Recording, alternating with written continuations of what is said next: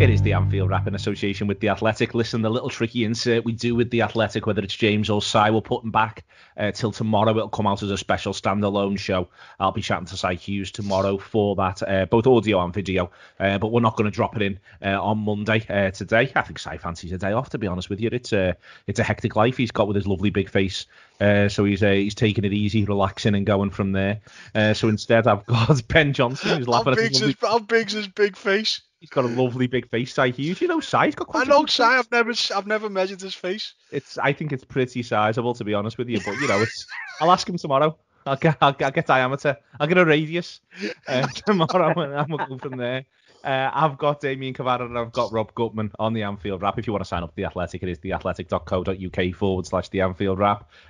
Si's face comes separately to that, but you can all go from there.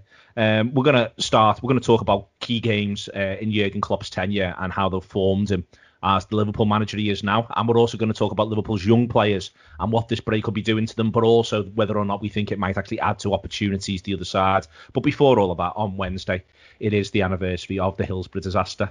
The Anfield Wrap won't be putting anything else as normal on Wednesday, but it is a difficult one, obviously, because of physical distancing, Damien. But physical distancing doesn't need to be social distancing.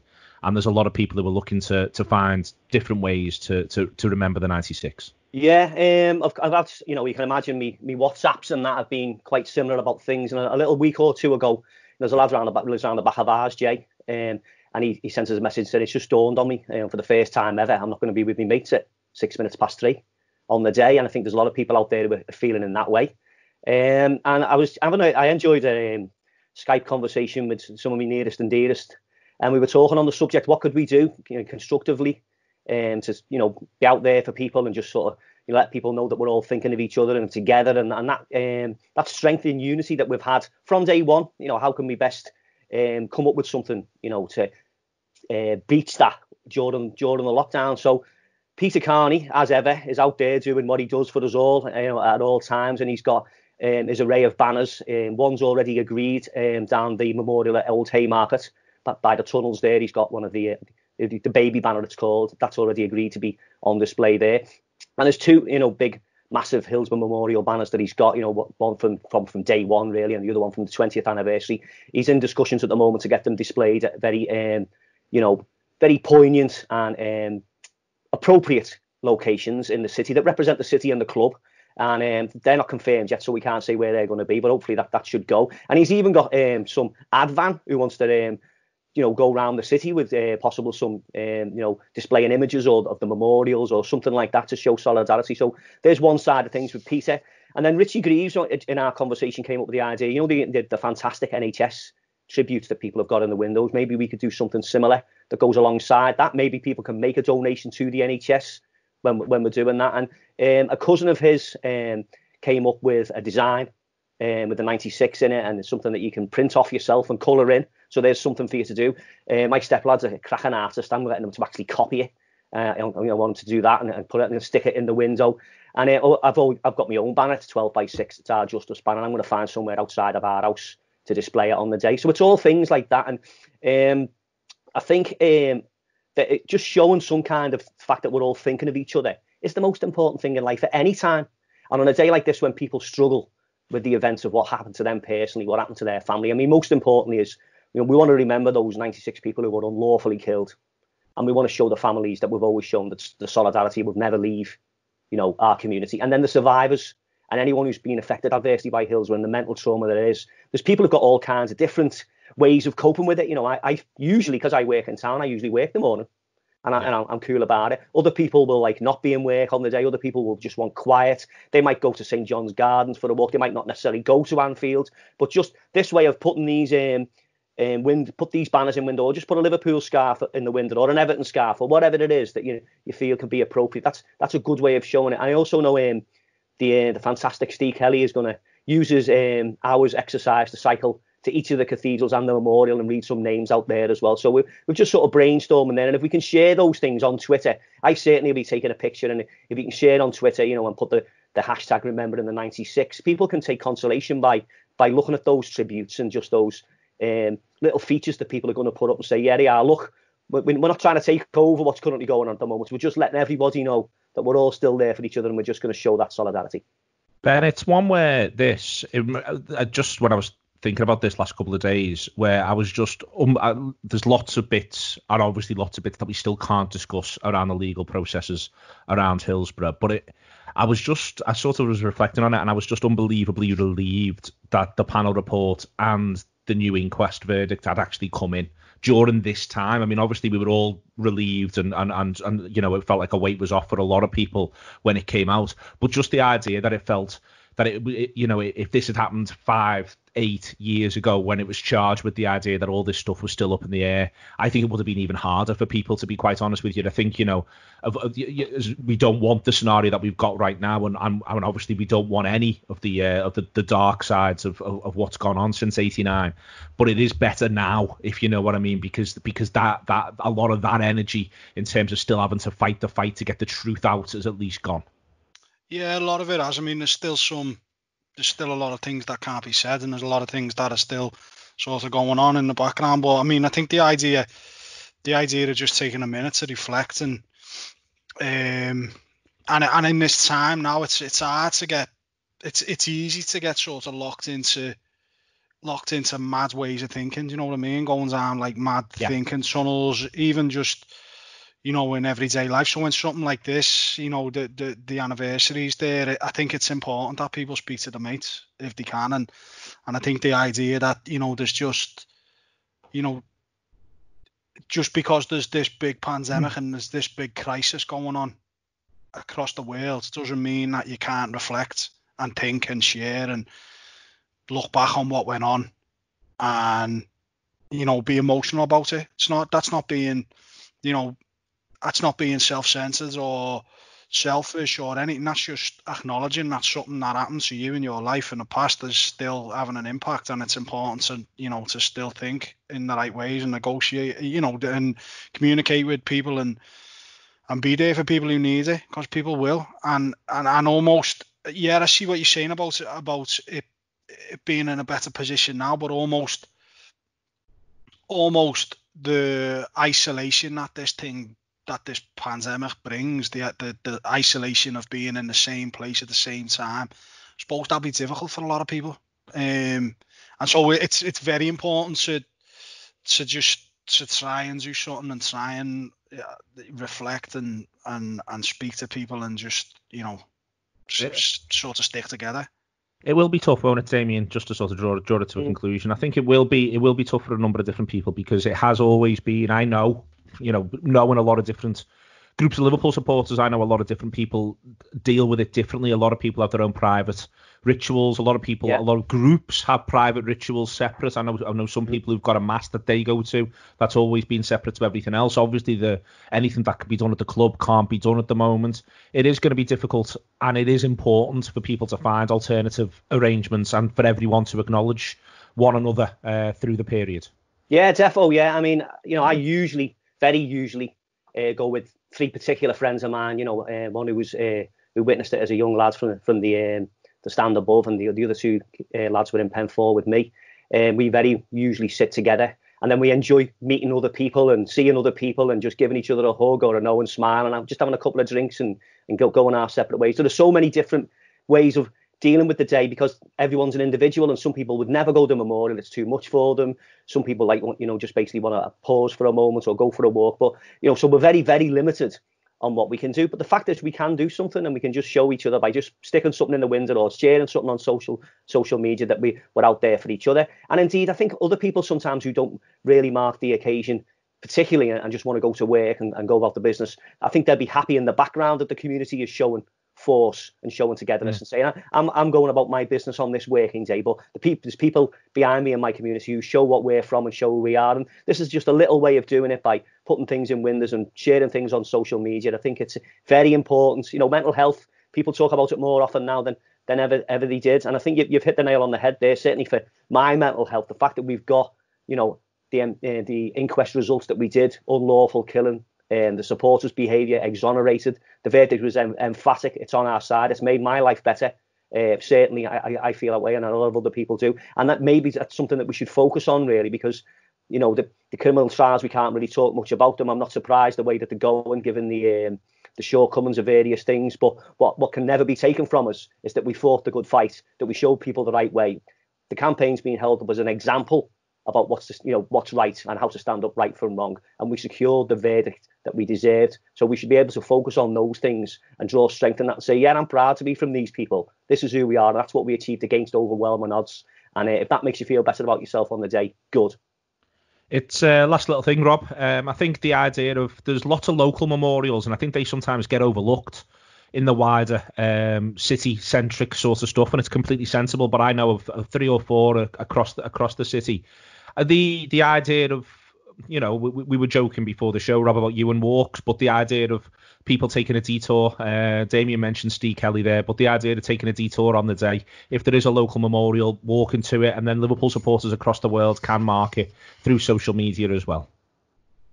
Yeah, and as Damian said, everyone, and I think you said as well, Neil, everyone's got to find their way, got to find their ritual, deal with it, don't deal with it. There's no right or wrong here.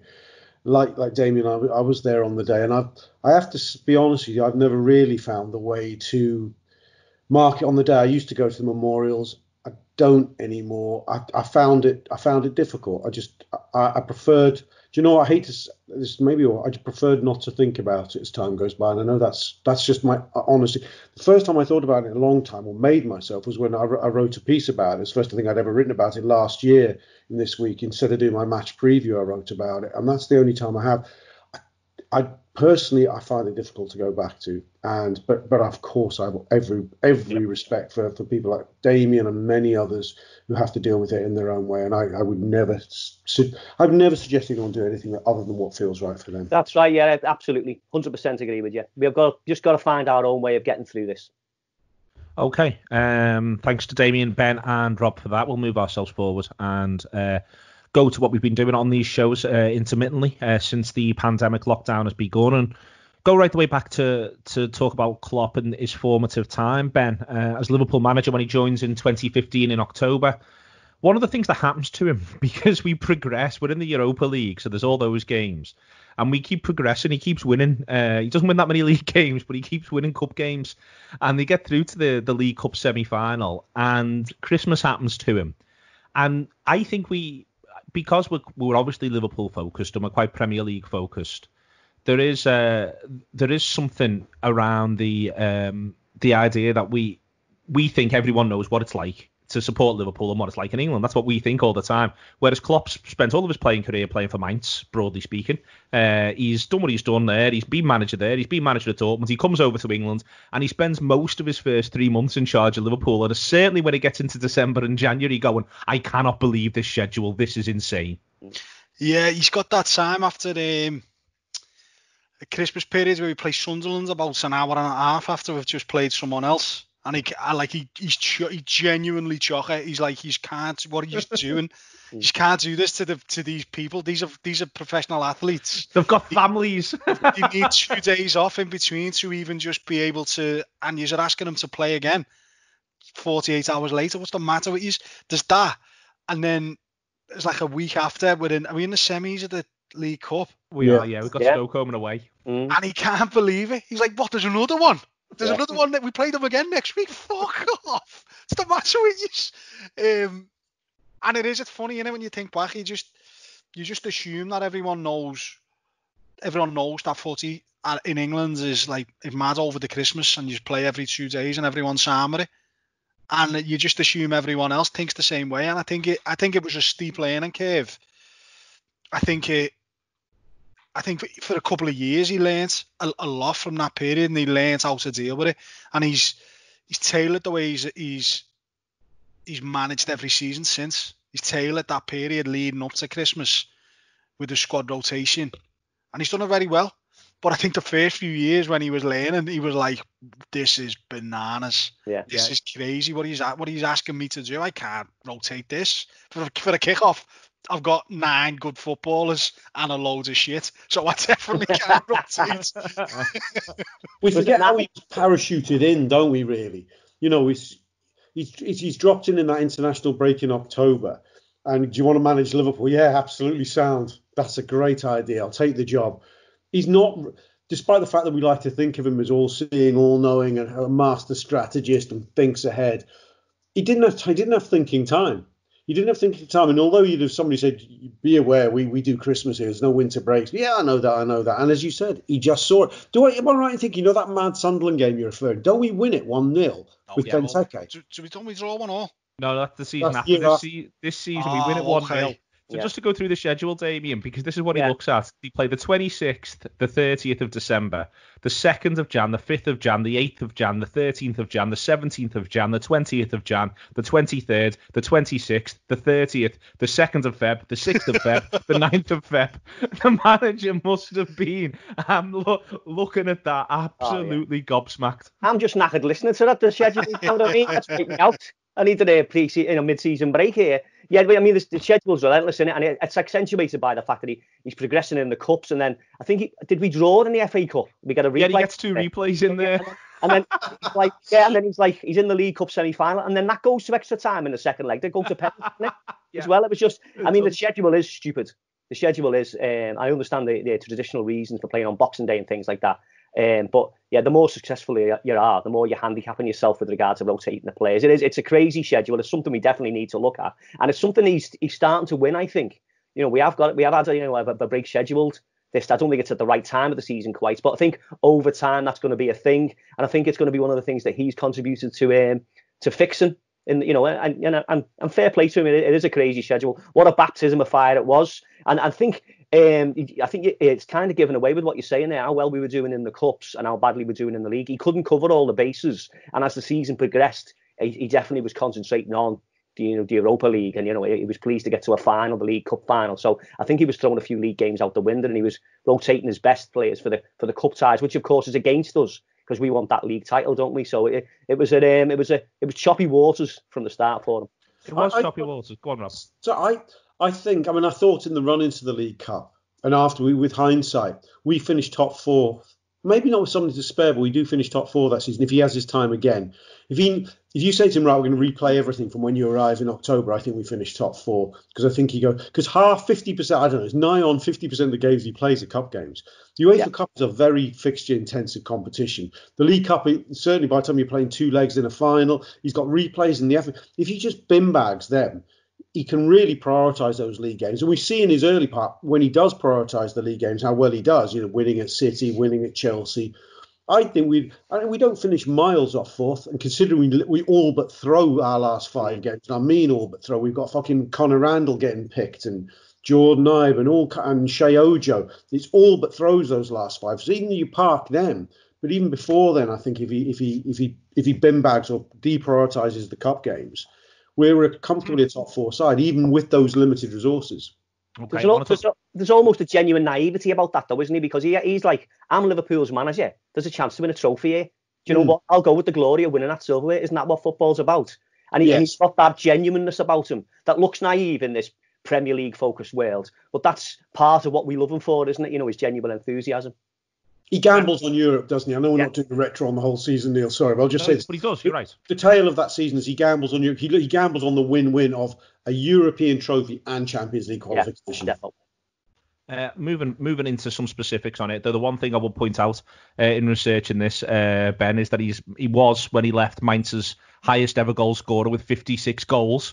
When he retires, he scored more goals for Mainz than anyone else, which is absolutely insane. And I feel as though we've all overlooked it. Whenever I've interviewed him 2 or 3 times. I've never once raised the fact that he banged them in for Mainz, or in comparison to anyone else. He's now number 3 in the all-time lists. It's absolutely mad. Isn't it? It is mad. It is. Yeah. It just casually sits on his Wikipedia. At the time of the I know he's done some other stuff since, don't get me wrong, but at the time of retirement he was Mainz's all-time top scorer. So yeah, I want to move on and start talking about West Ham away. West Ham away is the first game of 2016. It's the 2nd of January. Slaven Bilic is manager of West Ham. Adrian's actually in goal for them, and we're Mignolet, Klein, Lovren, Sacco, Moreno, Coutinho, Lucas, Emre Can, Jordan Ibe, Benteke and Firmino. We get done 2-0, Ben, and I think we get made a show of. I was at the game over the course of the 90 minutes, and I remember coming away from it just feeling it's hard because we'd won the previous two, but I was beginning to feel like we might be on a little bit of a march. And then that day, you sort of get to see the softness of the underbelly, even from some decent players. It's that at times their instincts are all wrong.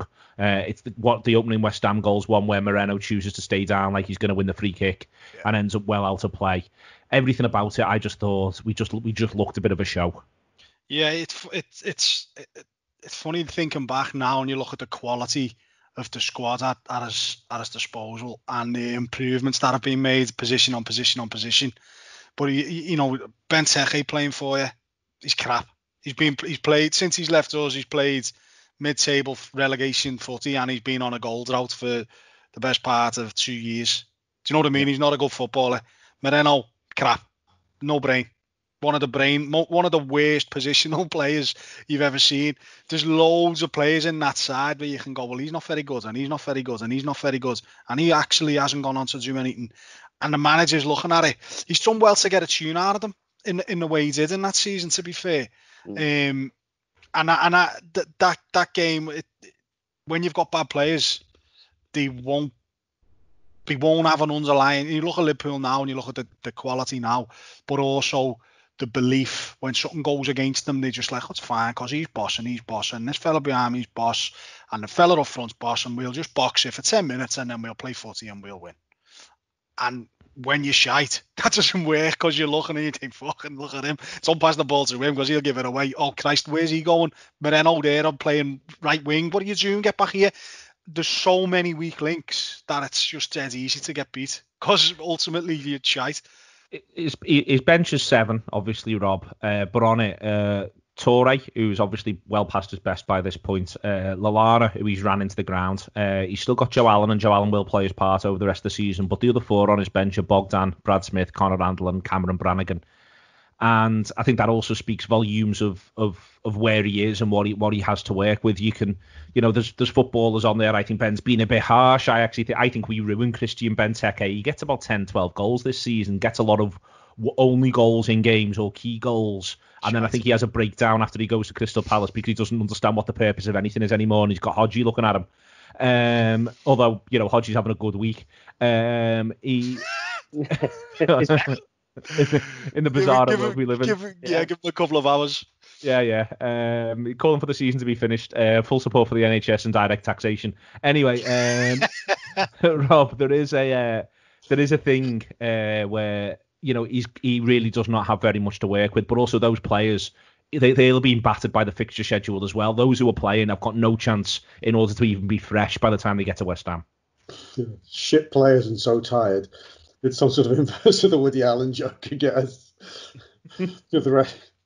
Yeah, Ben's right. It is looking back, you think, to get a tune out of them, they were fucking... Yes, okay, Coutinho... The upsides are Coutinho's coming towards the best version of himself. Not quite there yet. But there really isn't very much else around. The Bobby Firmino is still very much adjusting. He eventually finds himself in the last quarter of the season, but he's very much adjusting. We had no right to expect anything at all that season. I mean, I look around our rivals now, and they're all kinds of disarrays. The Tottenhams, the Arsenals, Man U, all to varying degrees. I think they've got better than the shit we had back then. I have to say they do. That's a very thin squad. Not just the lack of quality in the first 11. It's a very, very thin squad. It's weird how we go from... Actually, it's not weird, because in 13-14 we had a great first... Well, we had a great front six and no squad at all. I suppose it's not that weird that if you don't manage to strengthen it properly, and I'm with Ben on Benteke, I really liked him as a footballer at Aston Villa, but I tell you what, the minute he pulled on our shirt, he was a different human being. He was absolute garbage. I think they're very, very... Between him and Mario Balotelli over the course of those 2 years, Benteke edges it, but only because Balotelli's the worst, player to have played for Liverpool ever. Despite, well, certainly relative to my fucking expectations of him. Yeah. Anyway, we won't go down that rabbit hole. Yeah. Yeah, in conclusion, yeah. The other thing that happens in this game, Damien, is Andy Carroll happens. Yeah. And I think this is something which, again, the manager, I'm not saying there isn't direct football in Germany. I mean, the manager played up front, was 6'4", and is Mainz's highest ever goal scorer at the time he retires. Mm-hmm. But I do think that one of the things that happens to him, there's the West Brom home game, for instance, when Pulis and he takes them the Kop. One of the things that I think happens is the physicality of it, what you need to deal with the physicality of it. I think he goes through a crash course of that as much as the crash course around the fitness. He does, yeah. I mean, and what a job he's done. You talk about this game, West Ham were average and they battered us, and we were just absolutely terrible. And it's a good point being made that, the schedule's been against them. And if you look at the squad, it speaks volumes for how Jurgen's been able to evolve that. I mean, you look at that squad now. Where would you land that squad now? Where would it finish? It'd finish 8th again, wouldn't it? It's absolutely turgid. But if you look at the 2 goals, on the day, there was Andy Carroll, and I know the other one was a header as well. I think these are just so basic Route 1 goals. And it was like, how bad's this team? Or basically all they're going to do is like isolate these little unreliable, not strong enough fullbacks who could be decent players and do well in at different teams and that, but they just weren't up to the job. And he just learned the hard way, didn't he? He was thrown in. We didn't realise how deep the deep end was in the fixture schedule, and going to somewhere like Andy Carroll FC where they're just going to lump it up and smash you. Then you've got to learn it and look at it now. If Carroll was going to come up against this defence now with Virgil in it, wouldn't get anywhere near it, would he? Fantastic, fantastic learning curve, and we just have to stay patient. And I think the reason we were patient as a fan base is because we were so despondent after falling, from so close to winning the title to so average. And then the fact that he was giving us those flickers of light with the cup ties, and we knew that he had his pedigree. We knew that he's won a big league against a team which had more money than him. We knew his reputation. He could get to the European Cup final, so he had that patience, and he used it. He was smart. Want to move forward to the next one. Again, another defeat, which is the 1-0 at home against Man United, Rob. But this was a different type of defeat in that this was the smash and grab. And in many senses, it's actually a little bit of a, it's certainly a dying embers for Louis van Gaal. Goes on to win the FA Cup that season, but gets replaced. I think I'm right in saying it's that season he gets replaced. We find ourselves effectively being able to, they come to Anfield and we do all right. I think we're arguably we're the better side in the game. They score with their only goal, but again, something else that happens, and that seemed to happen to this Liverpool team. It's a different lesson to the last one about the physicality of it and the intensity of it all.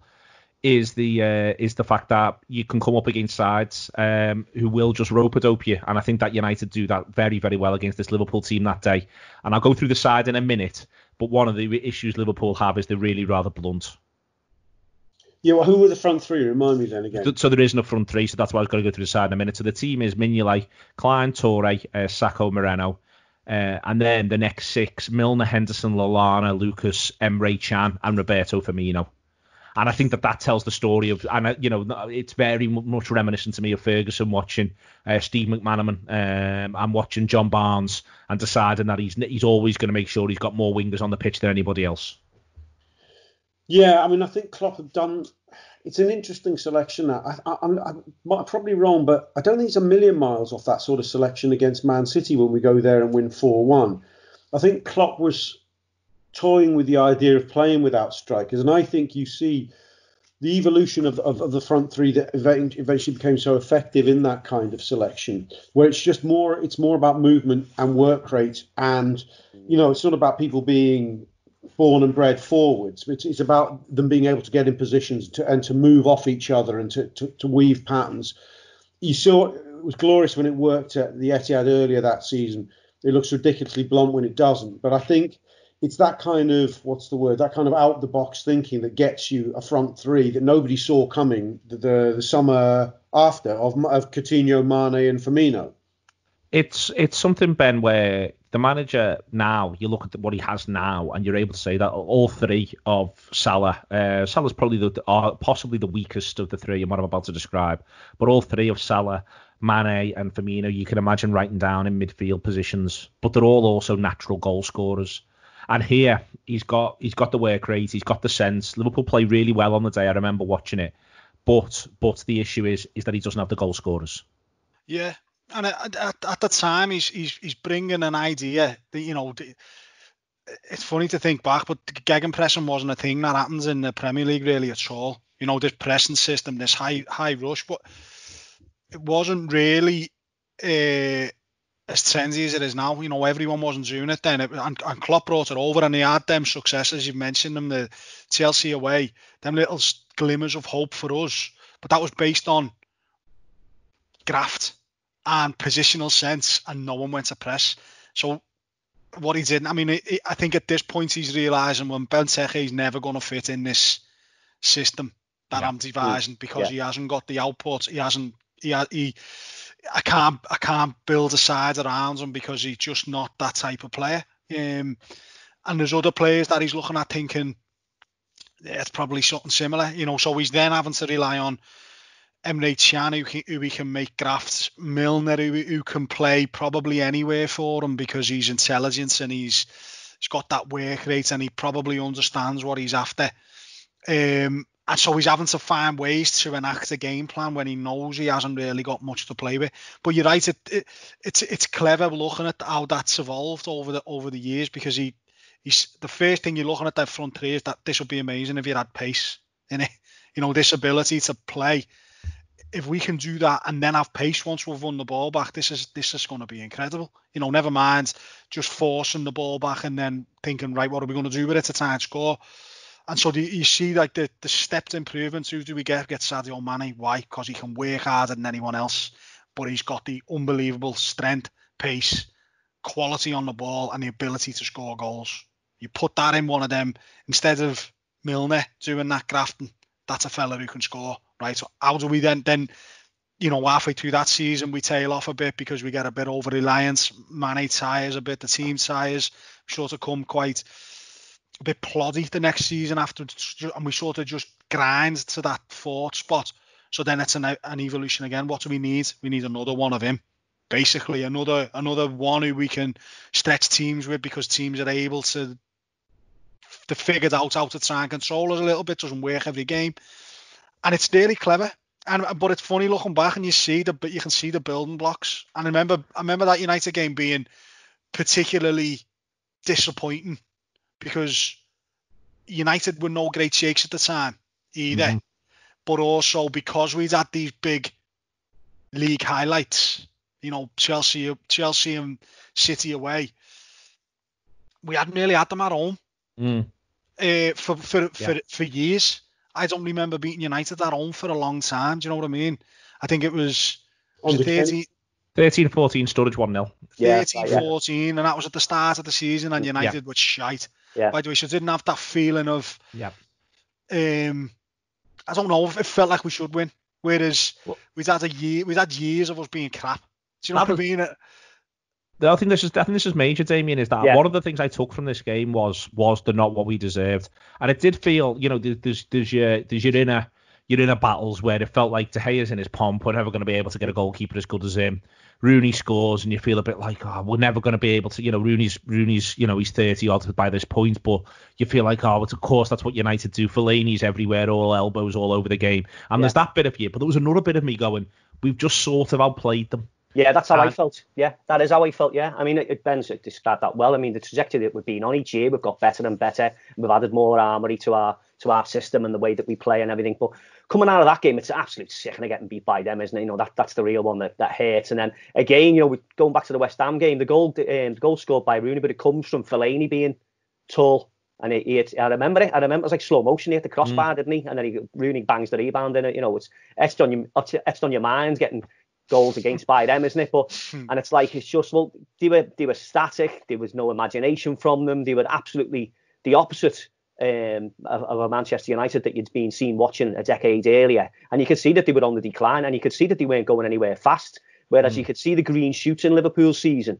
And I thought, well, okay, we haven't got the strikers that we want there. We haven't, Jürgen hasn't been here that long, but look what he can do already with these. And if we stick with him, so it was, I did come out the ground thinking, yeah, okay, we're on the right track here. And I'm more optimistic about us going forward than I am about them going forward. And that's kind of how I felt, which is unusual from a defeat by them, because usually you just take it in the context of the result. But it was kind of like looking at it with a bit more rounded picture about where are we going with this team. That's how I felt. And then it was borne out by, subsequent matches and what we did after that. Yeah, well, the following week we go to Norwich, Rob, and it is amongst the craziest games that I think we probably played in the decade, to be quite honest with you, the 5-4. Yeah. And again, there was green shoots in that one, in that what this Liverpool side were able to do that day. They scored 4 second-half goals, but they also at times sort of pick Norwich apart a little bit. They could score more than 4 second-half goals. Now, this isn't a good Norwich side. I think they go down this season. But again, there's a couple of green shoots there, but also what a ride. What an absolutely brilliant roller coaster ride. Liverpool 3-1 down, get back to 4-3. It goes 4-4, and then Liverpool make it 5-4. It is one of the great injury time winners. Yes, it's one of my favourite ever away games. I remember taking my youngest, Rafi, this is his first away, and he got a hell of a baptism. What the hell? It was actually genuinely dangerous because there were five big let-offs in that game. There's proper cellar, and then the final whistle. There was scenes. It's one of those sort of out of context victories where you feel this feels like we've won something, but Yeah. you haven't. It's sort of like a game that lives within its own context, like the win at Fulham in Rafa's first season. I don't know, like the one where Lucas ends up in the crowd under Rodgers, yeah. and Lambert has scored or whatever. I can't even remember the context either. Yeah. So what we were so fucking excited about. I mean, yes, 5-4 and with the last minute win. That's what's great about football, really. That exists in absolute terms. It's allowed to just be its own masterpiece, which that game was. But you're right. One of the reasons it was such a happy victory, because we have had a couple more mad ones. You remember that win against away at QPR, I think, under Rodgers 3-2. Yeah, 4 goals in an amazing roller coaster. And after you sort of sat back down after celebrating that last second winner, you went, fuck it, we were shit. It was a shit game. Do you know what I mean? But this was different. It was the winning it was vindication of what's actually quite a decent Liverpool performance, a flawed but quite decent Liverpool performance that you enjoyed. You're right. There's a lot of Firmino was genuinely very exciting. In fact, one of the first times we'd probably seen him sort of in the role where we now know him. Not literally that role, but you could see Henderson had a great game, and I think he scores. Yeah. But it was a game that it seemed to go horribly against us, didn't it? At a point, despite having controlled it, and we find ourselves behind. I don't know. There's all kinds of full redemptions. It's a strange thing, Damian. Rob sort of hit the nail on the head in that you very rarely, because we're so lucky as a football club in terms of the brilliant players we've watched and the brilliant journeys we go on. So we don't really have that many great games that exist out of a context. Most of our great games, you're able to say, well, that was part of the story of the season because we went on and did this, and this. Yeah. And that felt like a turning point moment. Whereas this doesn't feel like a turning point moment. Liverpool is still inconsistent in the league. There's the cups and it's going to be exciting.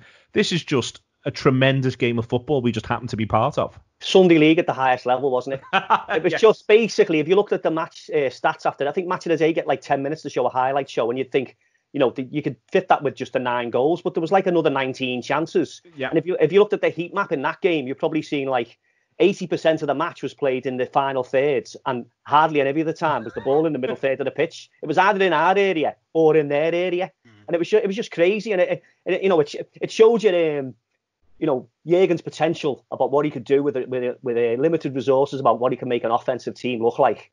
But it actually exposed the shortcomings about absolutely horrific we were in defence, and we just couldn't cope. Can't clear the ball. No. I mean, if you look back at the goals, there's hardly any well-beaten goals there, is he? It's just constant Keystone Cops defending, and if you keep the ball in there earlier long enough, the defence will let you score. That was kind of how it went. I've played in a million of them, the Old Boys League, the Schem League, all that. So I just, I played in a million of them games, but I've never actually watched one with seeing people get paid thousands of pounds to be in it. It was just a mad day, wasn't it? And the fact that we won so late on and the celebrations go wild and he breaks his glasses and everything, it just gave us a laugh, and I think it bugged everybody that, didn't he, the way he was celebrating it and everything, how much fun we had with it. It was one of those games where usually they might come back after the game and say, listen, lads, we've learnt this today, or that worked well for us today. Listen, lads, we're not going to talk about what happened on Saturday for the rest of our lives. Never, ever involve what happened against Norwich in any discussion tactically or what we're going to do going forward. That happened. It was a mad night. It was like when you went out and you drank 10 pints of Stella, leave it behind you, and just get on with whatever's going forward. We'll talk about it.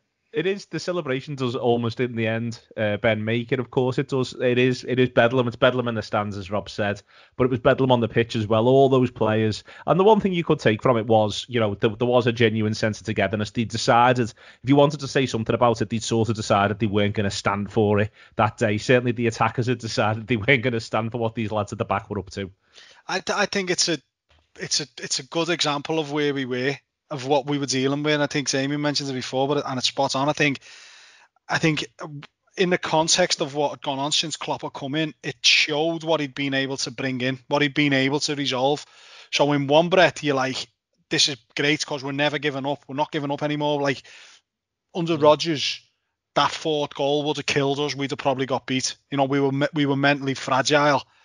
And he was chipping away at that mentality slowly. So the fourth goal goes in, we go straight down. He puts Corker on up front, which was his only game, I think, or he used to come on up front now and again. But there's a mad thing in that Corker's 6'4", centre half, got him as an emergency loan or an emergency free transfer because we needed someone to play centre half because he's obviously looked at the centre half and gone, fucking hell, he's a shit. And also injured. And they can't clear nothing. So what is the? And I've gone, well, do you want to spend money? He's gone, not really. All right, well, there's this fella. We got him in and he was crap. But he sets up, he's involved in the goal, he heads it back across, doesn't he? And then it comes out and then the line. It's a great game of football. It's a great game of football, and it's one of them where you enjoy for the moment while celebrations for the fifth. But it was another little hint at what was to come. It was a clip. I suppose if you'd ask Klopp and he'd look back at it, he'd be like, oh yeah, it was obvious we needed a whole new defence. Yeah. Some midfielders and a couple of forwards. It was obvious. But what we'd instilled was the ability to score goals and the ability to fight. And what I was still working on was these lot at the back who would, frankly, I'm going to have to knock about with for a few years, and work with a couple of them to make them better, and the rest are going to have to get bombed. It was a great game of footy. It was it's one of them that you won't forget. Like a lot of footy matches, you forget. That one, I know exactly where it was, where it was, who it was with, what it was like.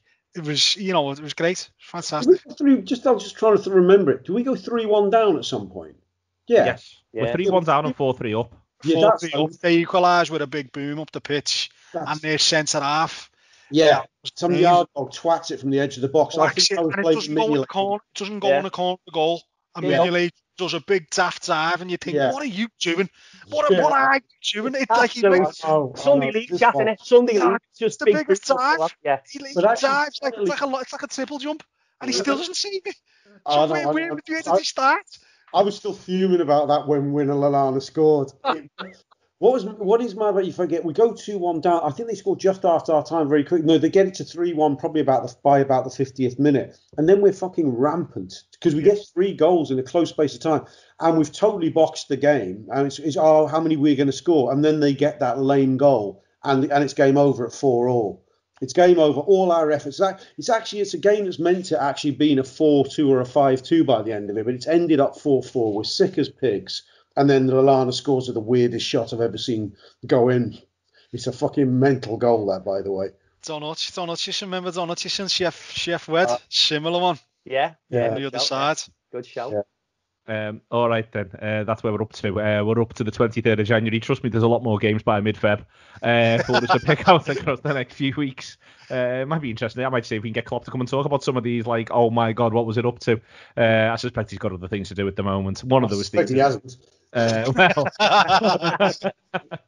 One of those things is planning what happens next. And we had a wider chat about this a couple of weeks back, but I think there is something about the younger players. Today's Nico Williams' birthday. We've been impressed with him so far this season. Last week's was Harvey Elliott's, and he looks like an exceptionally exciting footballer, Rob.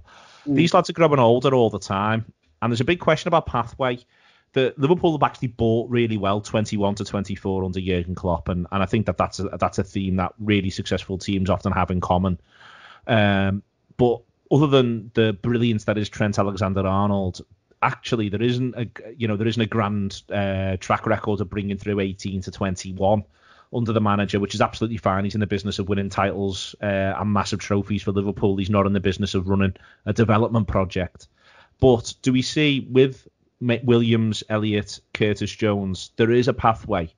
Or do we think that it's going to stay very, very, very tough for them?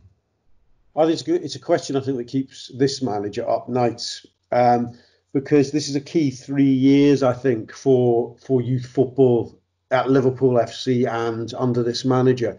I think in his heart of hearts, you say, what does it look like if Liverpool are all conquering in home and in Europe in 2-3 years' time? He goes, it's got 3 or 4 kids who I've brought through. That would be my dream. I'm sure he would say that and mean it with all his heart and sincerity. However, as you've just hinted, he's got to live in the real world. And I think he really wanted Ben Woodburn to come through, but he can't, you can lead a horse to water, lead a young player to the opportunity. It's then about them to do something truly special, the way Trent Alexander has. Of this crop, I think Nico's in a good, if you look at the other 3 names you've mentioned there, Nico's in a good place in as much as we're not ready to have a proper deputy for Trent Alexander-Arnold because he is a first pick week in, week out. So there's another good year where Nico can just get his game where Trent needs a rest. And if he does well, he'll be the go-to substitute there. And I think it'll suit him. Beyond that year, it could get complicated for Nico Williams. And Nico Williams might be one of those when he hears people on podcasts like us talking about whether Trent will ever play in midfield, he'd be going, yeah, give it a couple of years and Trent should defo play in midfield. Nick, you feel that Nico, if Trent wasn't there, he's shown enough that you think he could come through. I was thinking of, we've had a lot of promising fullbacks who we've not lads we blooded like Stephen Warnock at young ages who you thought might just make it. And maybe at other clubs they'd have had a better chance. I don't know with Nico. I wouldn't put my house on him. I'll come back to you. We'll just deal with Nico first. We'll do the 4 of them because I want to bring Brewster in as well. Yeah. On Nico, Rob, there's a thing, isn't there, where you see what would concern me if I was him. So there's a couple of things here. One is if it's a certain game of a certain stature, you can say, well, you throw Nico in and we'd all have confidence in him. And I think we would if we saw the team sheet. But I think internally the manager is conservative and he's right to be. So I think if Trent gets a little bit of a knock, they don't fancy him, and it's a significant-ish game, Matip plays centre-half and Gomez moves to right-back. And if this summer Lovren moves on and Liverpool buy another centre-half, then the manager might actually be looking to play whoever this other centre-half is a bit more often than he's arguably looking to play Lovren or Matip at times, because he'll want to back whoever that new player is. So he'll play them and Gomez will move to right back. And I think that's the biggest threat to Nico. I take your point completely that if I was to write a squad down now, and as I say, I think everyone on this call and a lot of Liverpool supporters would not have a problem with a Liverpool team sheet at home to Arsenal where Nico Williams is at right back. We wouldn't go, oh my God, what's he doing? We'd say, this is exciting, let's see how Nico gets on. But I think that for the manager, when he's got this squad of players and he's got his responsibilities, I think that's a much bigger step than we think it is as the punters. Yeah, I agree with you. I mean, on the positive side, if we're looking at pathways, I think the Joe Gomez you're talking about as being a natural, as a right back as much as a centre half, I think that's a story of 18 months ago. Not so much, not because of anything Joe's done. I agree. Because I think Klopp has all but moved past having a fullback who can't attack. I think he's almost become what's hardcore on this one. I think he wants his fullbacks, not even for a tough away does he want a fullback who's effectively a third centre half. I think he'll deal with that a different way in the future. I think he'd rather have his number 6 as the third centre half than have his fullback as a third centre half. I think he's evangelical about having his fullbacks as wingers. And I think that'll help Nico because he's a very, very attack-minded fullback. What would help him a lot is learning to play left back if he gets the opportunity at one stage as well. It's difficult, but Trent's been fairly lucky with injury. He could have a 4-6 weeker out. And Nico's got to take his chance. Look, at the end of the day, if Trent Alexander-Arnold is not to move from that right back position, there is nothing down for Nico Williams as a Liverpool player. There just isn't. Not as one, because Nico Williams looks like he's good enough to be able to play Premier League football regularly. So he sort of does need Trent to get out the way somewhere along the line. He needs the opportunities. The one thing you can say, Damian, is that clearly the graft's been there. He wasn't even on the summer tours, Nico Williams, and he now gets himself. The manager now obviously clearly really respects him, rates him. There is it is just the idea of where the opportunities are. I think I've not even seen 15 minutes from him really. I don't think he was necessarily great at Shrewsbury, but he wasn't the only one. I've not even seen 15, 20 minutes from him where I've had any sort of major doubt about his ability. No, he looks very competent and very encouraging. And if Trent wasn't there, I think Rob's saying that it'd be ideal, wouldn't it? He certainly. I don't see. I wouldn't like to see Trent move into midfield because he's so good at where he is. I don't see Jürgen making any compromise about what he wants from his full-backs in an attacking sense. I think that's going to go for it. I think the only hope that he's got, and he is a good player, and Jürgen does, I think he'd dream of bringing through a crop of youngsters. I think that'd be the most satisfying thing if he was to achieve everything that he could at Liverpool, and then was also to say I brought through 3 or 4 young lads and made them into league champions and European champions. I think that'd be his dream ticket. But I also think he's pragmatic. When he started his role at Liverpool, he said, I'm not paying that kind of transfer fee. That's not the way it works. And he soon dawned on him, well, if you don't, you're not going to win anything, Jürgen. So he has evolved and he has moved. And going to Nico there, I think he's the ideal cover fullback we've got at the moment, because he will accept being quite clearly the second choice. He'll know he's not going to get many opportunities. And I think, over a long season about managing minutes, I think Liverpool really do seriously have to look at throwing this young lad in for the odd game and maybe having Trent on the bench and saying, listen, if it's going really wrong today, we're going to put you on. But overall, if we're just making one young lad into a game, for example, against Arsenal, then this guy deserves his chance. And Jürgen's shown that he will trust the players if they're young, but they come through and they show that they give him what he wants, then he'll back them. So yeah, I think he's the ideal guy at the minute, and I don't see much down for him long term, but you never know, things change. The noise now has eased a lot better. I think that one way or another the season will get finished, the remaining league games will get played. I think though if you are Nico Williams, there's probably a minor frustration in that I suspect that once the league was wrapped up, he may well have been able to get 3, 4, maybe 5 Premier League starts towards the end of the campaign, just off the basis that the manager would have had the opportunity to give Trent a little bit of a rest and have a little bit of a look at him. It's one where now if you are Nico, I think you obviously you'll be desperate to continue to impress, because you weren't tipped as a golden boy in the way Elliott, Jones, Brewster have been. It's very much been a trajectory for you this campaign, and I reckon of all the young players, he's arguably the one who's probably the most undermined by the fact that he can't be training with them right now, that the games have disappeared. No one's quite sure what it's going to look like when it comes back or what Liverpool are going to do. There's been enforced rest for some of those players. If you're Nico, you're probably the one who's been the most sort of knocked by all that, possibly. Yeah, I think you're right. I think if the league carries on as normal, he's a beat Atletico, then I think Trent's getting a big rest. And, I think that the enforced rest that all the players have had is actually, I think, going to have a big impact on how it is when it starts again. Because, you look at a lot of the players, Trent's played a lot of football the last 2 years. 18 months ago, 2 years ago, he was rotating with Joe Gomez and they were managing his minutes. Last 2 years, not so much. Do you know what I mean? Yeah. He's playing. He's played more Premier League minutes this season than he did for the whole of last when the pandemic hit. He's played more Premier League minutes, and he's played every Champions League game. So, you've gone from looking at we're putting a lot of minutes and a lot of loading in this young lad's legs, to now looking realistically what he's have had 3 months off, lads. Do you know what I mean? You've had the biggest pre-season any of yous will have ever had, probably. Without having an injury, and even then you're injured, you're still going into training, you're still doing this, you've got to work even harder sometimes to get back to fitness. So it's hard to know what the impact of that's going to be, but there's definitely going to be an impact. And whether that's once we start again, there's loads of injuries, because I don't know. Do you know what I mean? Because people have been sat on their arse all day, and they've just gone off. They're out of that cycle of going to work, having 6 weeks off in the summer, and then starting again, and your body's not really being in. Injuries, Ben, really? You're talking about the sort of injuries you get because you're out of rhythm. Yeah, exactly. So you just don't know what the impact is. But on a sort of wider point of the young players, I think it's dead interesting again. I think that actually one of the things that might happen is there's more opportunity for the younger players, because I don't see there being any kind of transfer market of any note once, regardless of when that is, when the season finishes.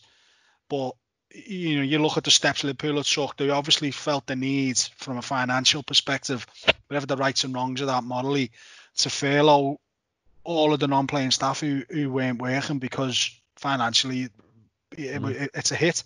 Now, however long this goes on for, say 3 months, whatever, 4 months, let's look at it this way. I think there was a high probability that we were going to sign Werner in the summer. And I think now there's probably zero chance of us signing Werner in the summer because I think, or at the next available opportunity, because his release clause was supposedly time limited. That limited it to a certain time in the summer. How does that work contractually, legally? So I think Liverpool now are looking at that.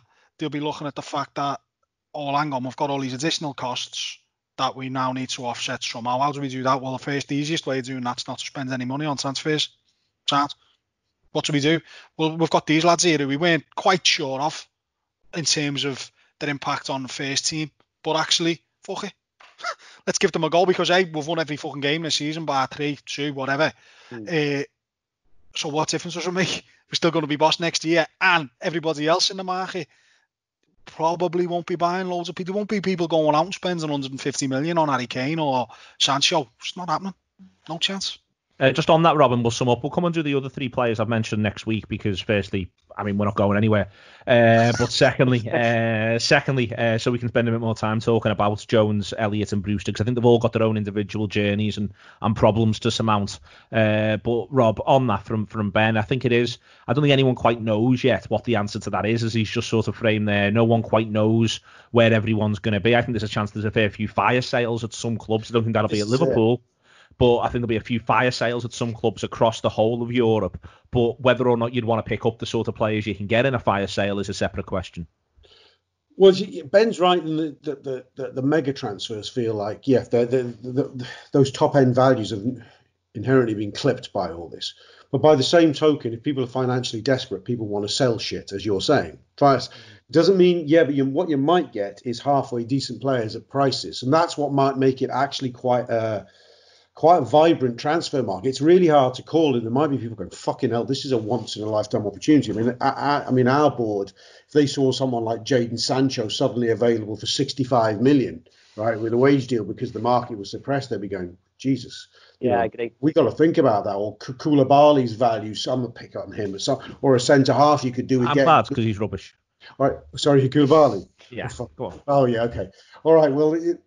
The new Virgil van Dijk, the next Virgil van Dijk, who might be 80, 90 million. There's a lad at Valencia, he's called Carlos or something. He's meant to be a hell of a centre half. He might be a bargain basement price. I do think there'll be some exploitation of this market. I think we were a bit mad not to do it. I think the difficulty, Rob, just to get again, I think the difficulty is that Liverpool's transfer approach has been so calculated and so intrinsic on squeezing value out of the market, however that may be. Virgil, 75 million value. Alisson, 80 million value. I think one of the big questions is, how do you equate value now when you don't know? You don't know what the transfer, you don't know what the state of the football finances are going to be. So you've got all your modelling, you've got all your finances, you've got your own finances, you've got the economic finances of how you're set up, how the transfer market's set up, what the sort of ratio, the inflation year on year, what you're comfortable spending. What happens when that's gone? As it currently has, there's nothing. So you sort of then saying, well, okay, Jadon Sancho is available for 60 million. Is that a bargain? Or is that like sticking your neck on a block and he might have been available for 30 million next year because the arse just fell out of everything? Well, do you know what I mean? They're still going to have the targets. It's just the valuation of the market. And it's trying to figure out what... Yeah. What people might, going back to the argument for the less movement might be that people say, if you're Dortmund, let's use a Jadon Sancho, go, there is no the market won't pay more than 60 million this summer, and we know he's worth more than 100. There's no way we're letting go. We're holding for a year. So I want to bring Damian on this. I think this is the key thing. The key thing is we've currently got, there's a flip side of this when we talk about the young players and how difficult it is to get in and get games for a side that wins 27 out of 29 league games. Mm-hmm. There's a flip side, and this is the key thing when I say fire sale, where I think it's difficult. I think it's difficult anyway, but it's difficult to imagine how you buy for a side that's won 27 out of 29. And if everyone says we're just holding on to the good lads and we'll let some lads go who we think are 6, 7 out of 10, but we're keeping all of our 9s and 10s because we're not sure. I think we've got to see how all that plays out. That's what's going to be difficult, but that's what could give real opportunities to young players while everyone's trying to work this through. I get where you're going on that, man. I think it was a good point before about Werner, for example. All of a sudden he's got this clause which would seem like excellent value, and now it isn't because